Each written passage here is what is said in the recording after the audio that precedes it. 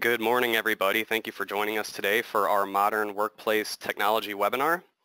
My name is Brad Vorbeck. I'm in marketing here at Turnkey Technologies. Our other presenters today are going to be Rokas Varanavicius. He is our customer engagement practice lead, as well as Mike Hornberger, who is our cloud and hosting practice manager.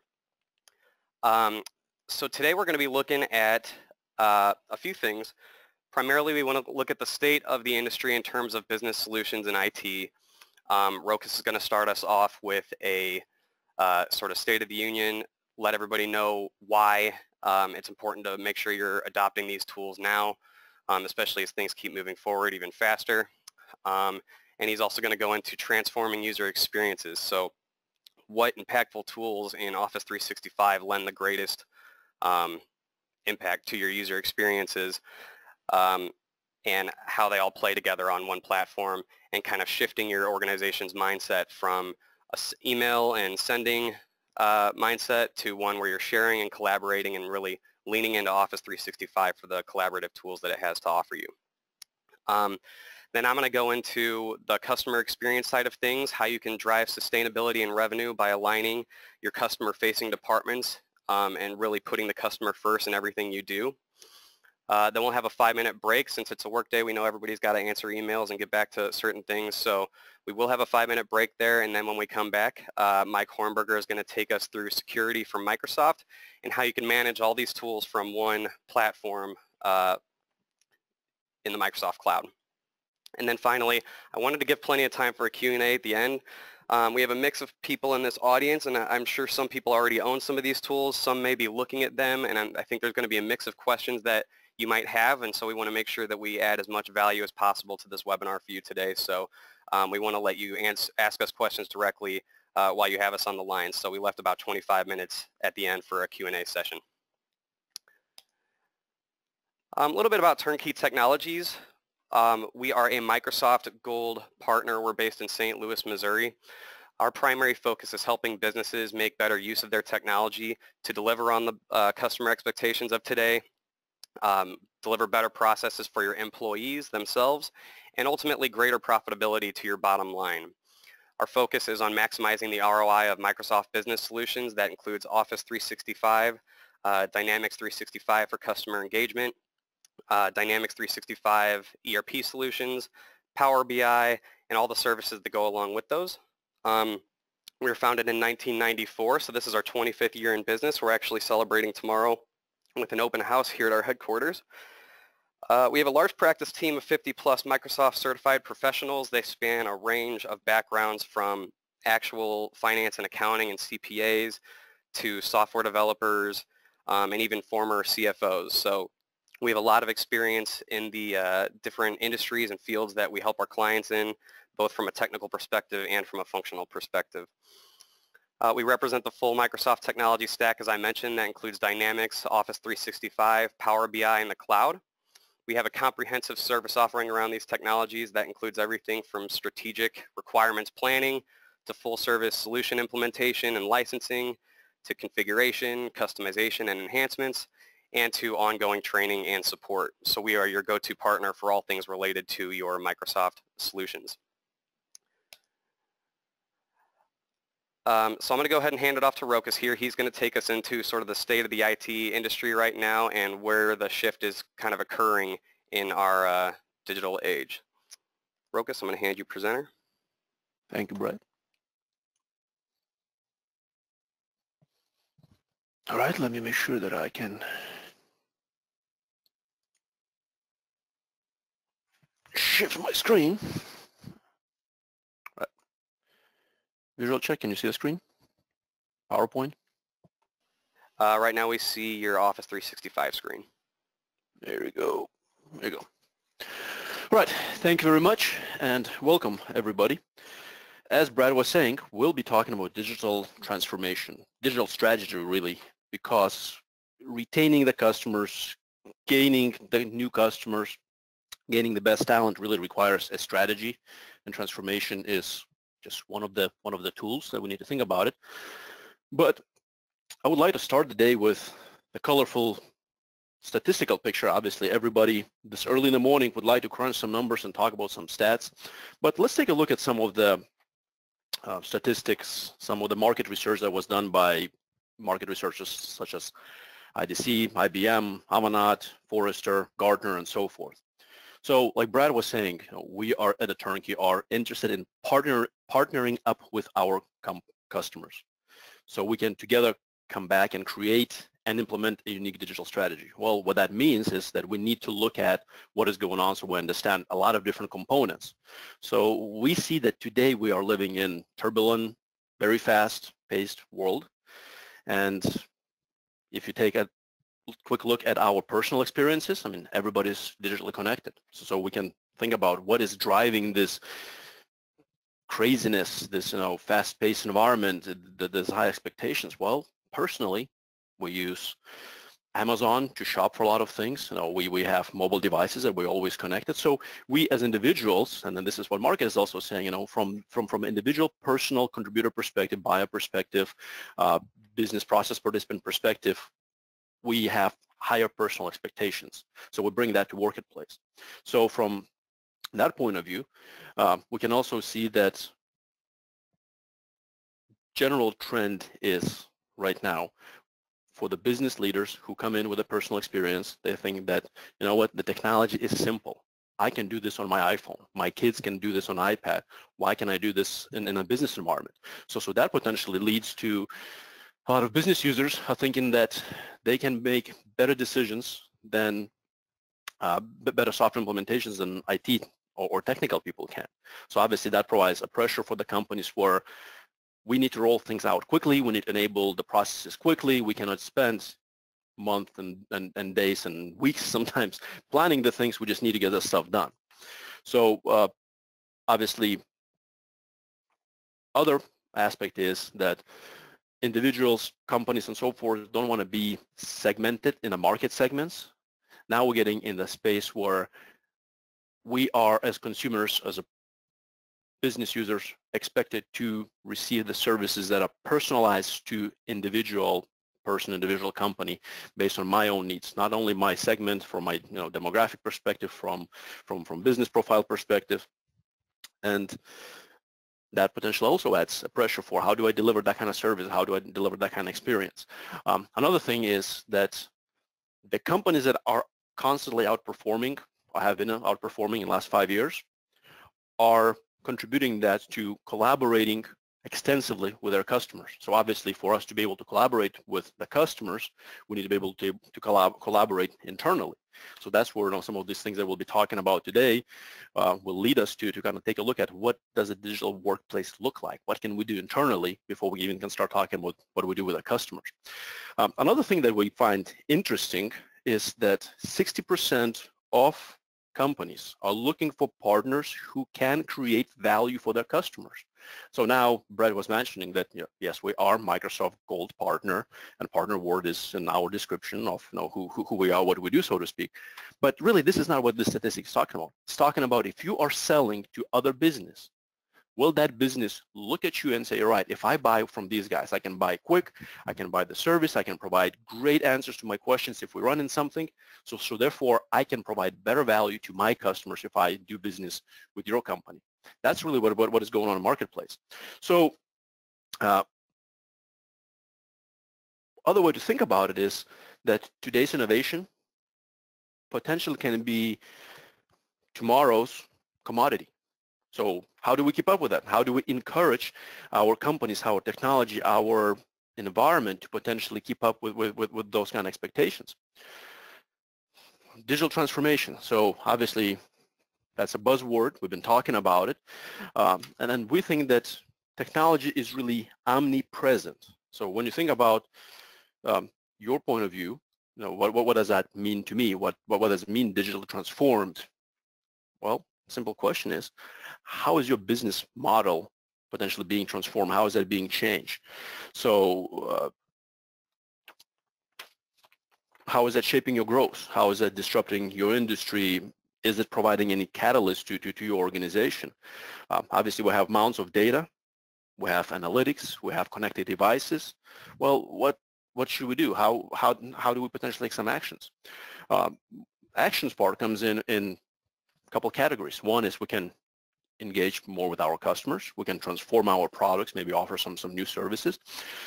If you think about it, manufacturing segment been undergoing through some transformations where we are not selling the products just to sell the products and fulfill the warehouse orders, but now we may be transitioning to, all right, I sell the products and I didn't know anything about my customers previously. Well, now I want to be able to know the customers. I not only want them to be able to know who the manufacturer is, but actually I want the customers who actually bought the manufacturer products, let's say machinery, to actually be able to consume some of my services. Maybe I'll provide some monitoring. Maybe I will provide some shop floor process optimization consulting services because I have the data that comes out from my manufactured machine. I can consume the data and I can see some patterns in there. Maybe I can be proactively advising my customers how to do the things better. Maybe I can provide some training. Maybe I can look at certain manufacturing runs or certain staff members that are working in there and then identify some gaps, and I can provide some services. Well, that's what transforming a product potentially means. It's not going in there and using, some prettier digital tools, but it's really look at the market segment, look at demand, look at the connected capabilities and see, all right, what can I do in my current market segment right now that somebody else maybe is doing. Optimizing operations, obviously everybody likes that. Everybody likes to buy new software and then do the things that are the same things, except we're doing it in a new way. Well, empowering employees kind of comes in with optimizing operations, but really if we drill down a little bit deeper, the mindset of a digital company really should be not necessarily procuring and deploying individual CRM solutions, CRP solutions, automation solutions, but instead it's really should be focused on building the systems of intelligence. Well, system of intelligence, what does that mean? So intelligence represents something that has, first of all, a digital loop, so I can capture information, I can look upon it, and I can make some decisions, I can take some actions from that information, but also provide some insights database of data. I think most importantly, the digital transformation, the empowerment of employees, the optimization, all the stuff really boils down to mindset. It's a mindset of organization, mindset of individual contributors, mindset of the leaders to really jump in and potentially take advantage of the things that are there, that are available. Be innovative. I mean, empowering your employees means give them an opportunity, give them a workplace, give them an environment where they can actually take their own steps forward, not necessarily be guided step by step in everything that they need to do. So with that said, I will just go ahead and, talk about a couple other things that are driving. So besides the data, besides the connectivity, besides all the cloud computing, well, we also have AI. So we have the ability to use things like, Microsoft Cognitive Services, where I can take objects, I can identify things in videos. I can identify, objects in support capacity where I can show something to a camera and that will identify different manufacturing machine components. I can do speech to text. And people say, well, you know what, this is AI stuff is just way out of this space. No, it's not. I use it all the time. Instead of me texting on the phone or instead of me writing some notes on my phone on some of the call activities or some other things that I'm participating during my day-to-day activities, I actually just press a speech button on my phone and I dictate and I transform that. We have a lot of field service technicians who do that. They have been complaining about, hey, you know what, I don't have time to enter this stuff, or this phone is really small. It really takes a lot of time for me. Well, use that. That technology is here. It's available. So there are a lot of things that potentially are available and are connected. Well, when I say there are a lot of things, here's what we're thinking from a technical perspective. Oh my God, there are a lot of things, but it's complex. All of these things behind, the technology that is available for Microsoft platform and other things we have, it's make my head spin, and it makes IT support complex and so forth. Well, yes, but that's what we've been thinking about it for many years. We've been thinking about labels and product names and other things. Reality is that from a user experience perspective that I will demonstrate today, we should be living in this kind of world where, think about riding a bicycle. Yes, you kind of have to take some efforts to learn it. You have to get a little bit of the guidance, But once you get going, it's just a natural thing. You just keep riding, and you know what? Yeah, you might have not ridden up the steep hill, down the steep hill. You kind of do that a couple of times. You practice, you do it slow, and then, you know, it's okay. It's easy. So yes, there are Office products, there's CRM, there are ERPs and other things like that, but really it shouldn't be that complicated. And that's what I want to kind of do today, is spend next 15 so minutes to untangle some of these things, kind of show you how, you know, we think about what user experience can be from the employee perspective. So with that said, the simplest thing would be if I have a Word document. And this is a simple Word document with this simple screenshot. I shouldn't be thinking about, oh, you know, is this a cloud? Is this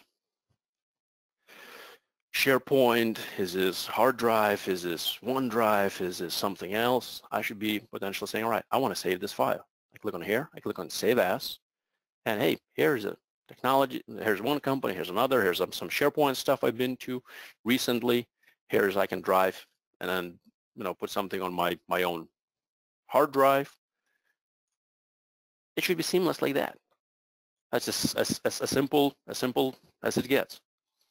And the intelligent piece comes in where if I'm working and I'm doing different things, the systems of you know, Office 365 platform and so forth kind of pulls all of these things together. So hey, here are the latest files you've been to. Here are the, you know, some locations you've been to.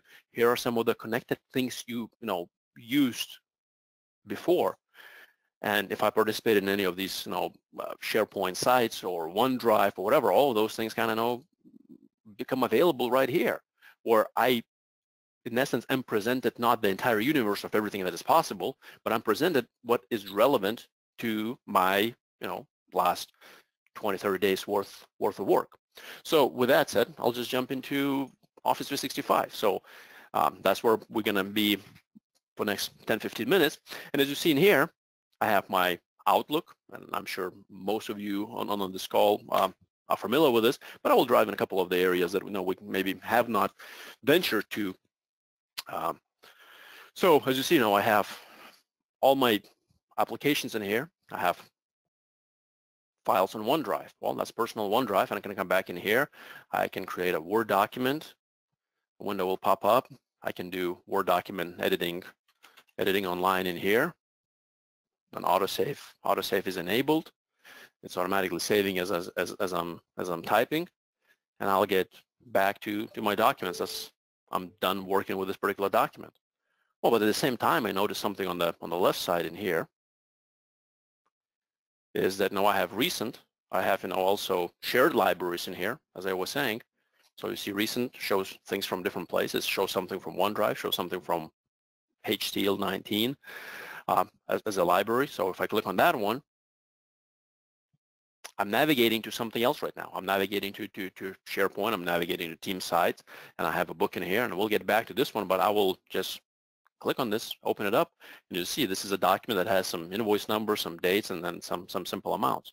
So I kind of just potentially, you know, worked in this place because that's what I just happened to do to create a file, and I navigated and I connected to the other side of the things that where we work together as a team. So I have this book open in here. We also have capabilities within the system where that intelligence comes in and says, all right, so in addition to, you know, maybe connecting and surfacing some of the workplaces, some of the documents, some of the, you know, things that you produce or you collaborate on, we also have, you know, things where we look at analytics. We're looking at, you know, how much focus time do I spend? Everybody likes to have a Fitbit and, you know, other trackers and monitor performance. Okay, well, we should be thinking as a wellness for employees. Now, how much time do we spend in collaborative time? How much time we spend focus time to actually focus on activities? Are we too distracted? Do we achieve the things? Is our role potentially demanding for us to be distracted and, you know, serve the tasks that are in front of us, or do we need to potentially, you know, have some focus where we focus on some of the key strategic activities? All of those kind of things are built inside of the platform. So one of the things we can talk about is Delph that kind of does that. So if I go to Delph, it pulls some of these things. So this is part of the AI where, all right, so if I look at me, myself, as a contributor, I can see here is the stuff I've been working on, here are the people I've been working on, here's some documents I worked on, here's my organization, here's my manager, and maybe here are some other team members. If I need to reach out to them, I have their contact details, I can see their schedule. All of these things are sort of interconnected, and this is just another user experience. I mean, we typically, when we try to connect to people, think about, all right, I need to get out of here, go to Outlook, find the contact, maybe search them on the company intranet side. Well, we don't have to do that anymore. If we are connected in Office 365, we want to collaborate, we want to encourage people to work together, well, we can do that from working on one document. So from there, I also have CRM. So now Brad will be digging a little bit deeper in here, but if you think about it, if I go back to opportunities and I win some opportunity and I want something to be kicked off from within the CRM into a universe of Office 365 users for them to be notified or whatnot, that is also possible. And then in this case, I have me logged in as Rokas, and I have manager Spencer, and here is that user's profile. That user is logged in, and as you see right here, we have simple flow that whenever opportunity is won, automatically triggers something to be sent to Spencer as notification, so that he can approve it. So in this case, I'm just illustrating that the platform allows us to connect multiple things, not only documents and SharePoint and your typical office space, but also your business application. So as you see right here, there's Spencer received an email, click on approved, and then we'll potentially trigger some additional processes from there, maybe for accounting to start setting up accounts, sending out invoices and that kind of stuff.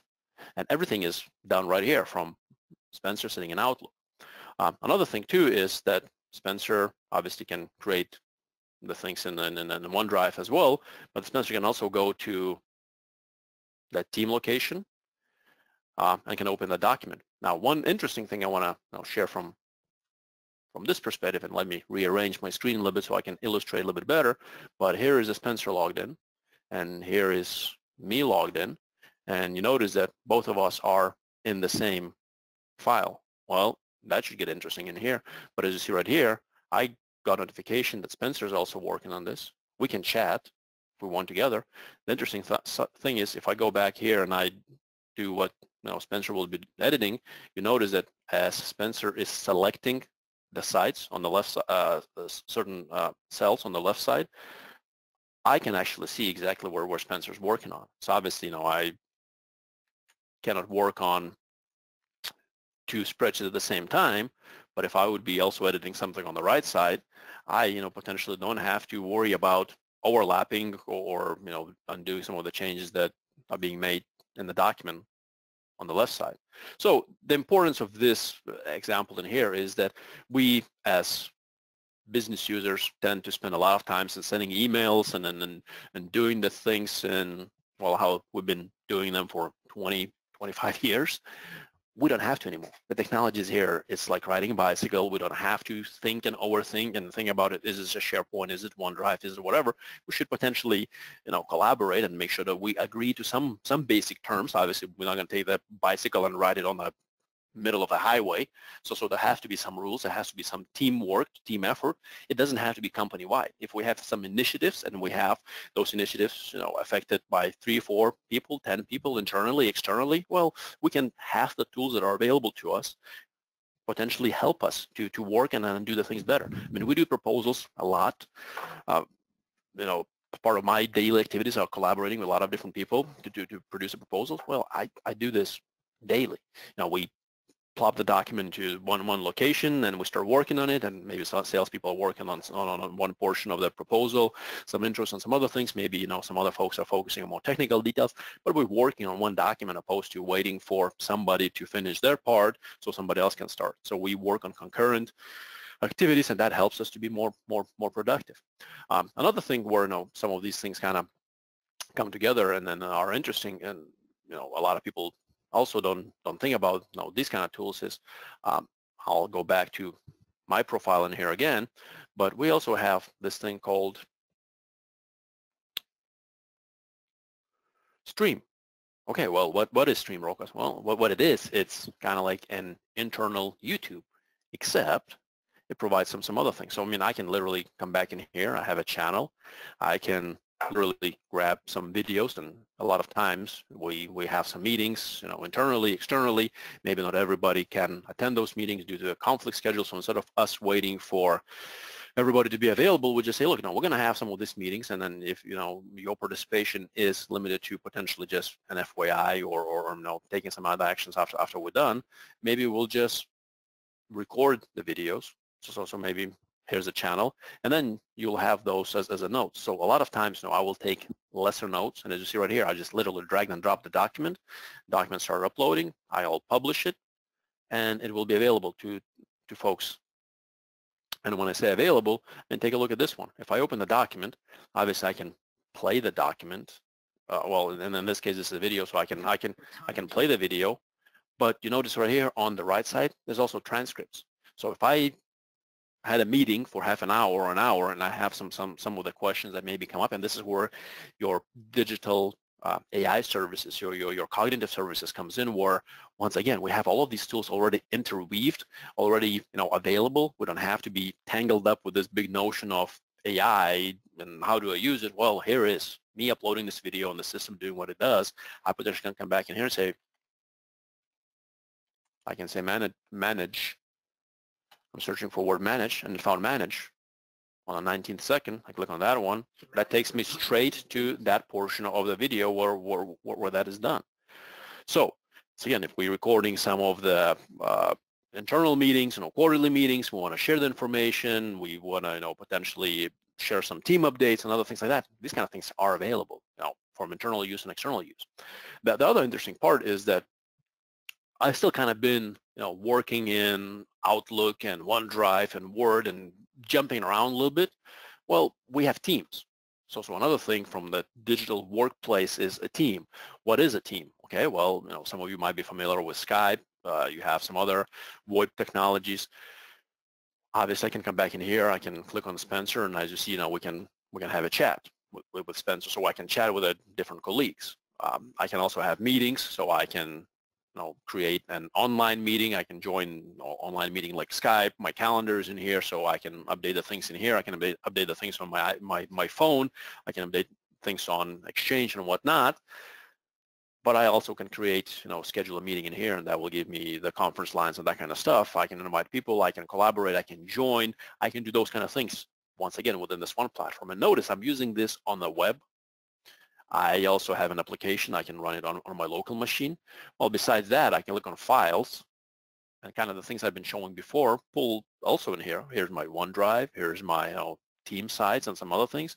Here are my recent documents. all of those things kind of bubble up in here, so I can work from one place in multiple.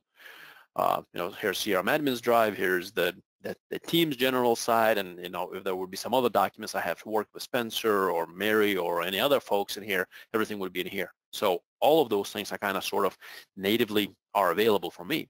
And more importantly, I can create this sort of digital war room or digital space where I can call these a team, and this one is called Steel 19 Team. So maybe we'll have some initiative, and as you see right here, we have conversations. So hey, we connected to Power BI, we connected to personal productivity, we worked on some document. I mean, this kind of becomes sort of a Facebook-like wall where I can put notes, I can put updates in here.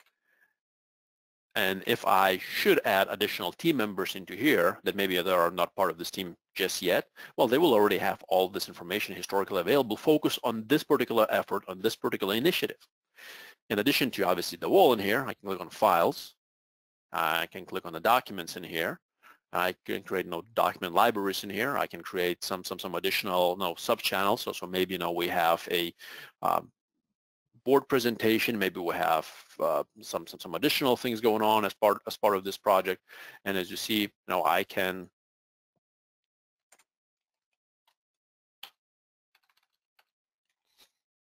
sort of sub-segment some of our initiatives and the things that we're working on.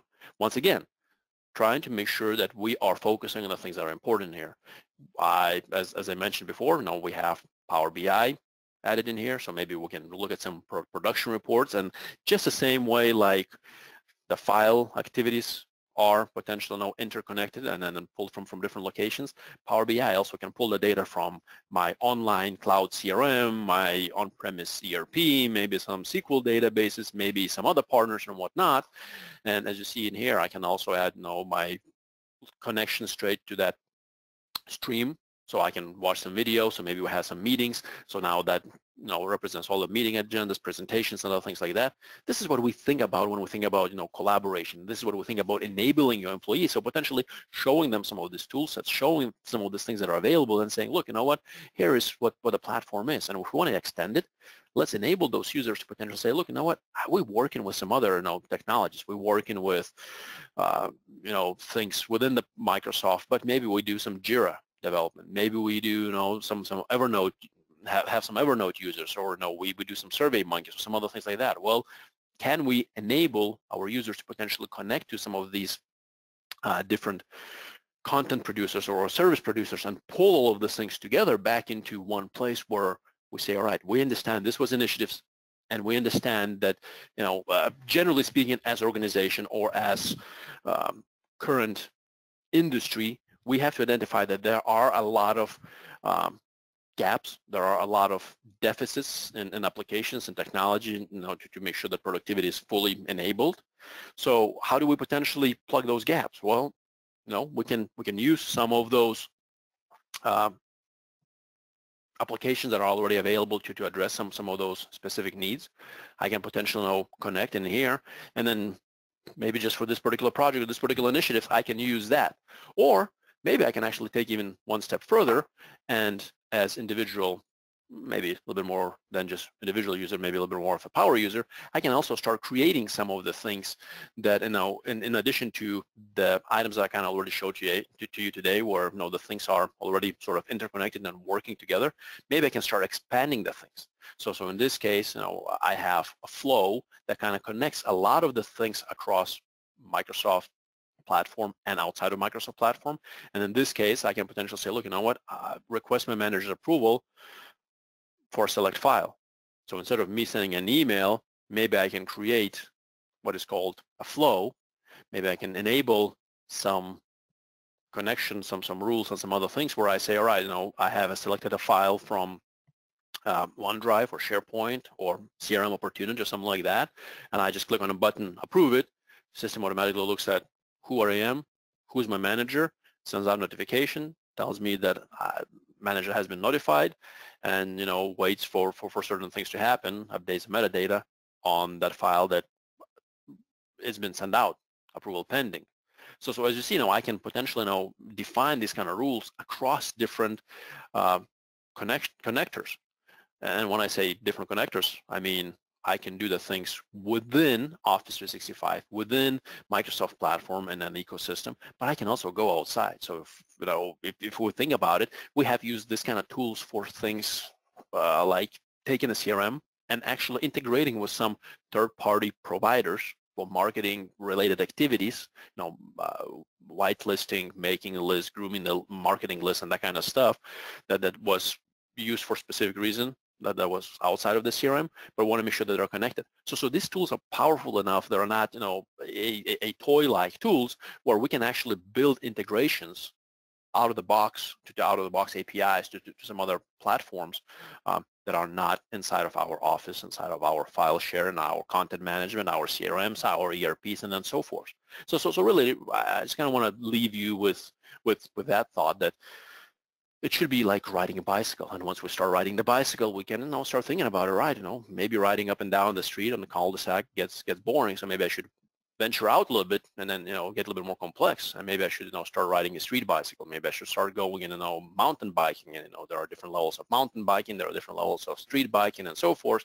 So we can potentially start having our business users, business needs, our customer needs, our personal experiences and needs that we bring to the workplace start driving where we're going to drive it. Now we're going to be crazy mountain biker that jumps off the cliffs, or how we're going to just have some users who just are perfectly fine as long as they can ride the bicycle, they can ride around the cul-de-sac.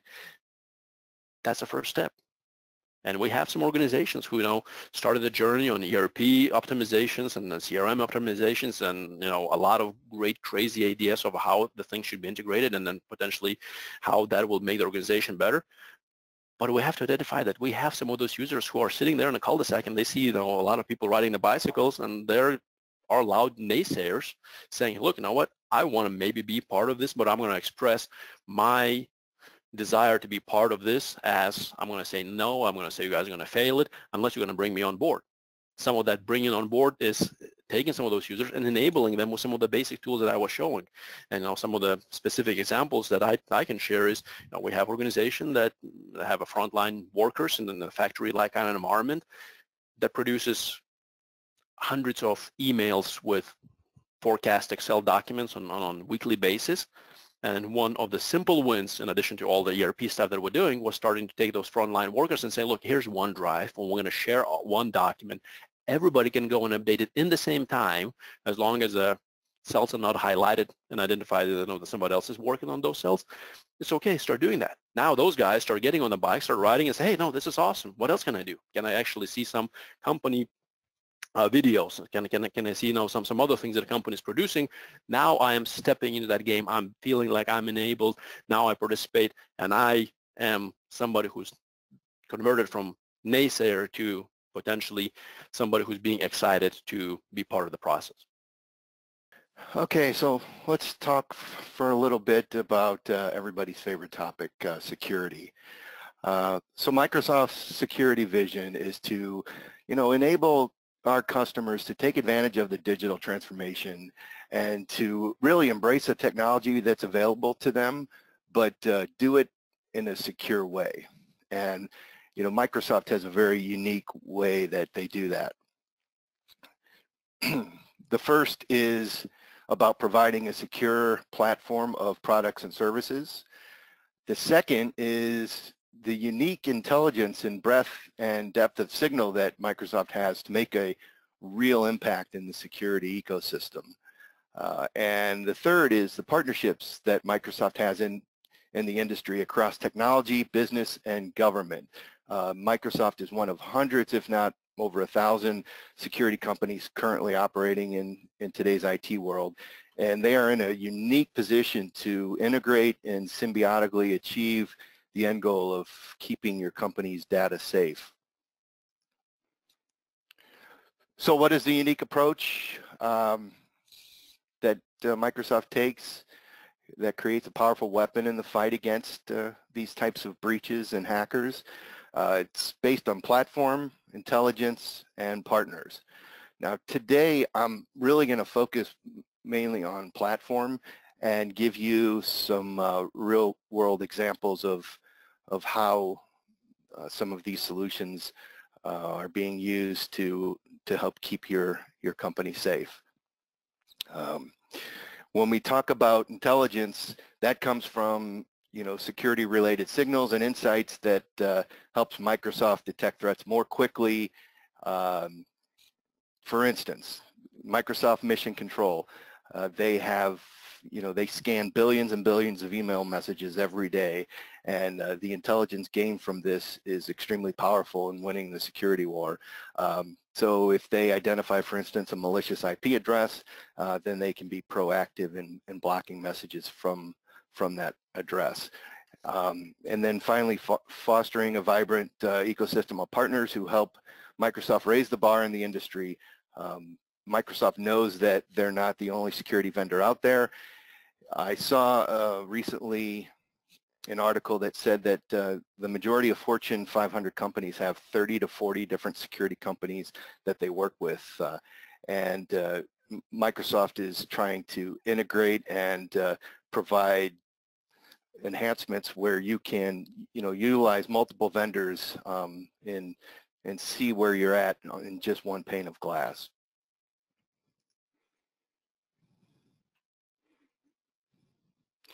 So today I did say I was going to focus on platform and really show everyone some real examples of some real things that you might find interesting and ways that you can really keep things safe in your day-to-day IT adventures. So I'll show you examples in identity and access management, threat protection, information protection, and in security management.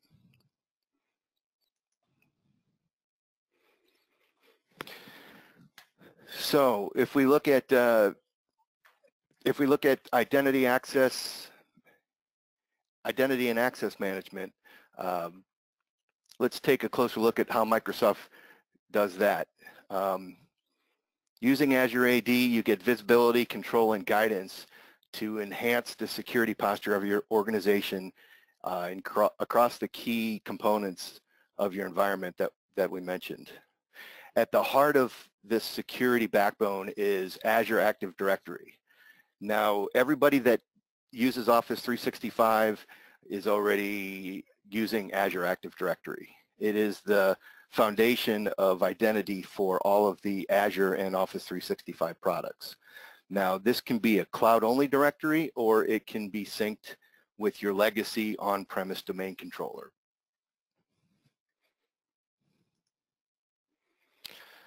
So when we look into the visibility of identity and access management, Azure Active Directory provides access, usage, and security reports that helps you really gain visibility into the integrity and security of your organization's directory. With this information, an administrator can better determine where there's possible security risks so that they can adequately plan and mitigate those risks. So with Azure Active Directory, you can analyze both user-specific reports that display device and sign-on activity for a specific user, or you can review activity logs that really contain a record of all audited events, and you can filter that based on the last 24 hours, the last 7 days, or even up to 30 days. It also tracks group activity changes, password resets, and registration activity. In addition to that, Azure AD provides deep visibility into privileged identities that can help you manage privileged accounts and monitor their activities because of the risk associated with their misuse. So this does include malicious or rogue administrators. These are the folks in the company that really have the keys to the kingdom and can undermine many of your compliance efforts, specifically with GDPR. Now, let's talk about one of the most important things you can do today to greatly increase your security posture, and that's enable multi-factor authentication in your organization. Now, if you already have Office 365 and you're using Exchange Online, you already have an Azure account, and to enable multi-factor authentication is really just a couple clicks of the mouse. We've been using it now in Turnkey for, I think going on 9 months now, and it really helps me sleep better at night knowing that that we're really protected. Credentials can be leaked in a number of ways. It could be a virus that somebody gets on their computer. It can be a victim of a phishing attack. It can even be as simple as somebody looking over your shoulder. So the great thing about MFA is that once you have it enabled, passwords really no longer matter. And you could literally print your email address and your password on a billboard, and nobody can do anything with it if they don't have, for instance, your mobile device to help authenticate your access to that system. That's just a little attempt at humor that I had for you here. Let's talk now briefly about advanced threat protection.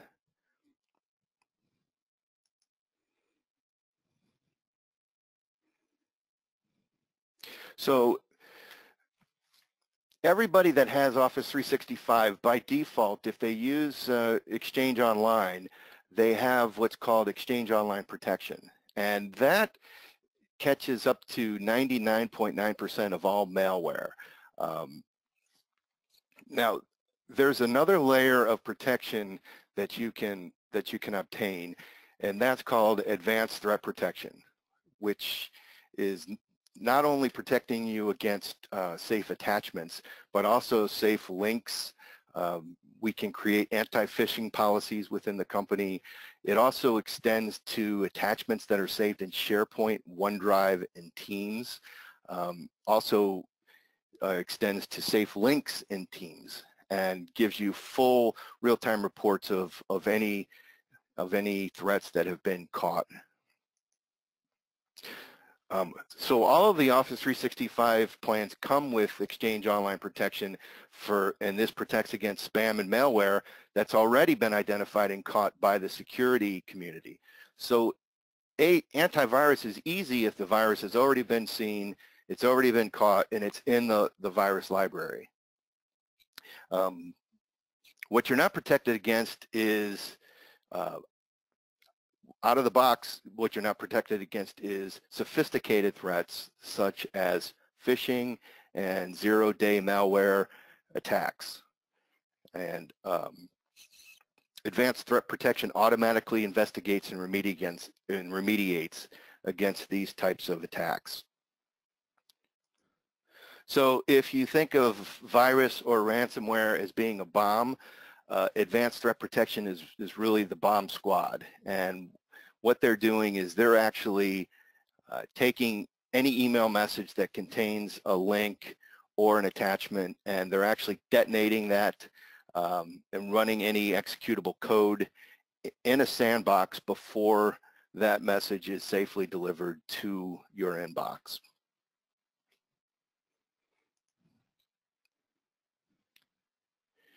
Okay. This is an example of, you know, a harmful URL that came in an email last week, and these are extremely common. I'm sure everybody that's on this webinar has received these probably hundreds, if not thousands of times, and some of them actually can look pretty real. This one doesn't particularly look very real to me, but you know, they're getting very good at the graphic design that they use when they're creating these messages, where it will actually look like a message from UPS or the Postal Service. So it's really tough to know what's real and what's not, and Advanced Threat Protection really takes out all the guessing work. If you do happen to click on a harmful URL, it's really simple. As to, you know, what's going to happen. You're going to actually, let me just get back to there real quick. It'll open a browser and come back and present you with this message that this website has been classified as malicious. So Advanced Threat Protection, it's only around $2 per user per month, and it's definitely worth the price of admission. I wouldn't want our company to run one single day without it. It only takes one of these attacks to be successful to completely bring your company to its knees. If you get something like ransomware where all of the files are encrypted on your network, it can become some serious problem for you. Okay, what's next here? So let's look at Azure Information Protection. Now, we'll take a quick look at this. This is one of Microsoft's solutions that helps protect data. It's called Azure Information Protection. It can be purchased as an add-on to an existing subscription.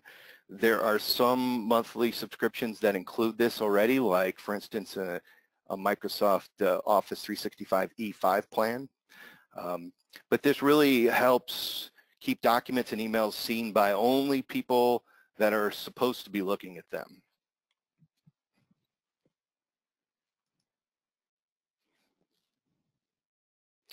And I'm going to show you an example of that here. So after you subscribe to this service and the administrator sets it up, what you can do is you can take an email and you can classify it as, for instance, confidential, and whatever the action is that the administrator specified to occur will apply to that message. So for instance, real world example, let's say there's an email that you created that you only want people that are internal to the company to read. You don't want it to be copied, forwarded, printed.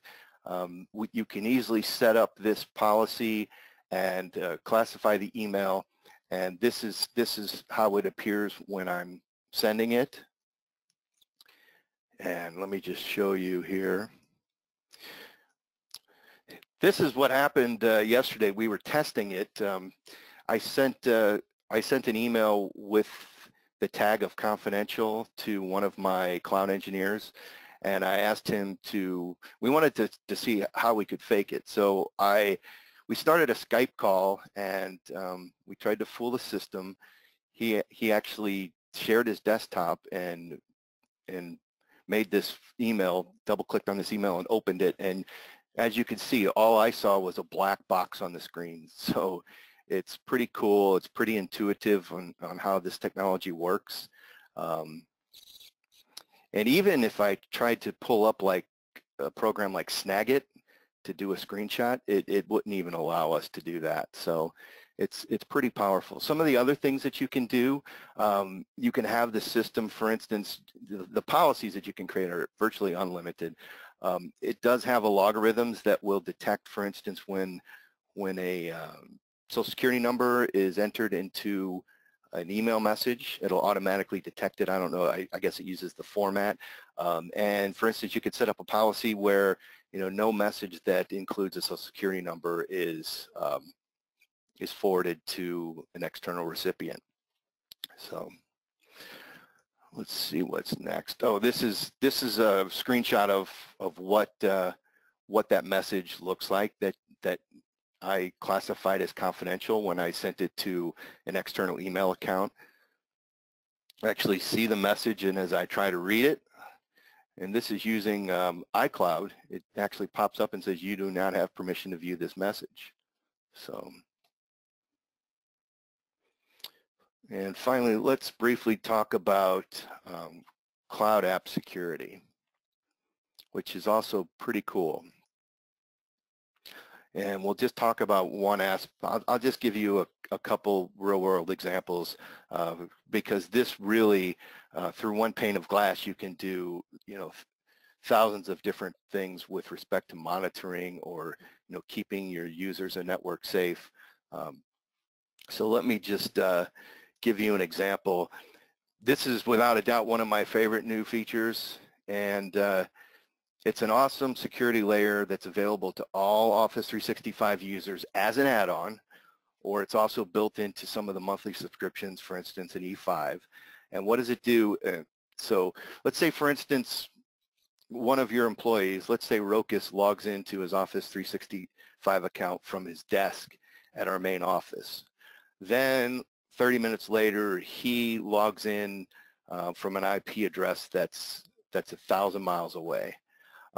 Well, it'll detect that, and based on what alerting I have set up, we will receive a message in the security department about that particular activity. So it's really cool. Here's an example of some of the security alerts that I've received recently. As you can see, this one here says new security alert, impossible travel activity. I can click on the URL, it automatically pops open the portal, and it'll show me all of the details with respect to who the user is, what they accessed within the Office 365 portal, and it gives me all the details, the IP address. Here's another alert that was activity from an infrequent country. So for instance, we have employees, we have customers all throughout the world, and but we're not physically traveling to those locations. So every now and then I'll get an alert, for instance, one of our consultants that travels to, let's say, Carousel. All of a sudden I'll get alerts that, hey, somebody's logging in from another country. We haven't seen this country before. What do you want to do about it?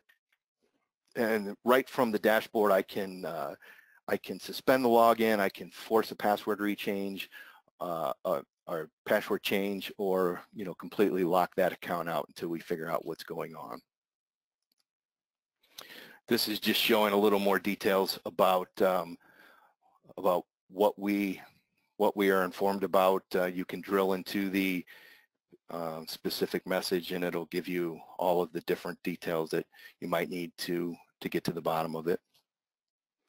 So really, I know that we're really over time here, so I'll keep it as brief as that. And just keep in mind, things are changing very quickly in the Office 365 ecosphere. There are, it seems like, new security features and programs being added on a monthly basis. So it's pretty incredible, some of the things that you can do now that used to be very, very expensive and require a lot of on-premise overhead, now can all be done through using some of these cloud security features that Office 365 has to offer. So if you have any specific needs that your company has, or challenges that you face, and you want to have a one-on-one consulting roadmap session, I'd be more than happy to do that. Just send me an email and we'll schedule a call.